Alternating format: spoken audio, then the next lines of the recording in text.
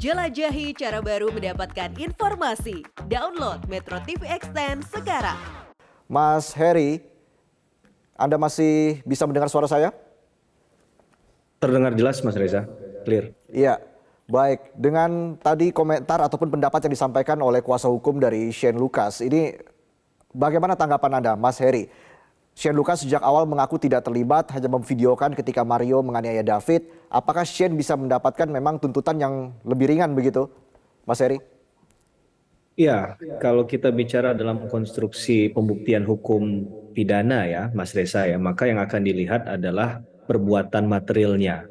Kemudian juga dalam tanda petik peran serta dari masing-masing pelaku, karena ini bicara tentang pasal delneming, bicara tentang pasal penyertaan dalam KUHP, maka pelakunya pasti lebih dari satu orang. Mereka memainkan perannya masing-masing.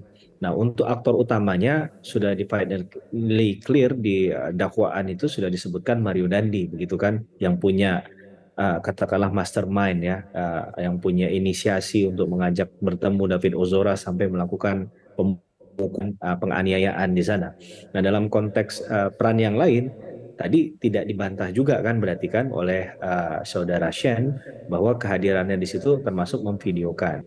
Nah, tinggal argumentasi yang untuk meringankan tadi adalah melihat dari perannya apakah melakukan tindakan fisik juga atau tidak selain dari dia memegang handphone tadi. Nah, Ya.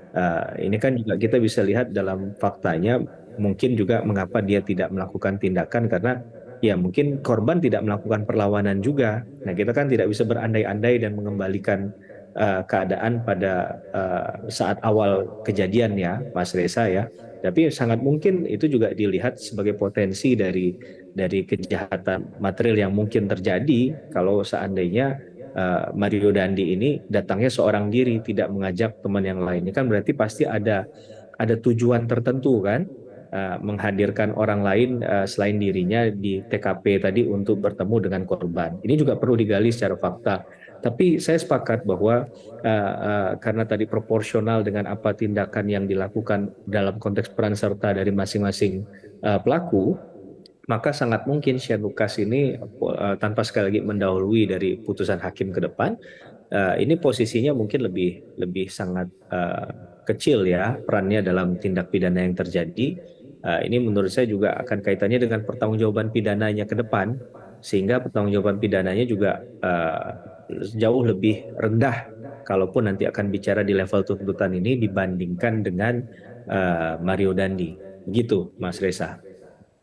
Oke, Mas Heri, kembali kita bicara soal Mario Dandi ya. Mas Heri tadi sempat menyinggung soal bagaimana alat-alat bukti yang dihadirkan, rekaman CCTV, lalu juga keterangan saksi, lalu melihat kondisi korban David Ozora yang mengalami luka berat begitu. Tuntutan hukuman maksimal artinya memang pantas untuk terdakwa Mario Dandi, Mas Heri?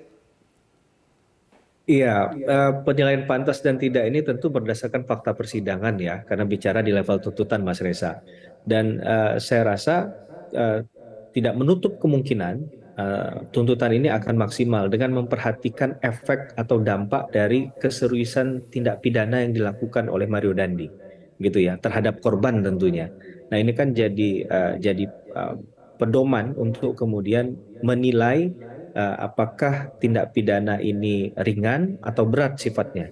Nah, kalau dia ada kata berat dan ringan, maka akan berkaitan dengan penjatuhan pidananya. Dalam konteks ini adalah melihat berat ringannya tindak pidana itu berpengaruh pada putusan nantinya. Nah, tapi karena intervalnya tadi adalah maksimal 12 tahun, tapi juga kalau mengalami luka berat bisa ditambahkan menjadi 15 tahun, ya ini yang kemudian akan coba dibuktikan sehingga ketentuan dalam pasal 90 KUHP itu bisa terpenuhi.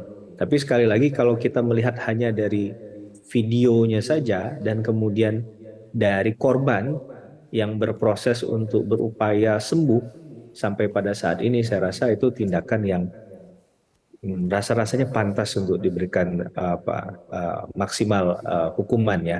Tapi sekali lagi kita nanti juga akan menghargai apa yang menjadi penilaian dari tuntutan dan juga mungkin ada hal-hal yang coba diajukan dari penasihat hukum Mario Dandi untuk mengajukan penilaian dari perspektif yang lain. Tapi sayangnya apa itu seakan-akan sulit untuk dibunyikan oleh Mario Dandi ya, kalaupun untuk meminta keringanan karena dari segi pemilihan bahasa kita lihat tadi ya, bahkan Ya, sempat ditegur oleh hakim ya. karena pasal 218 KUHP itu kan bahwa setiap orang yang hadir di pengadilan itu wajib menghormati pengadilan, Mas Reza.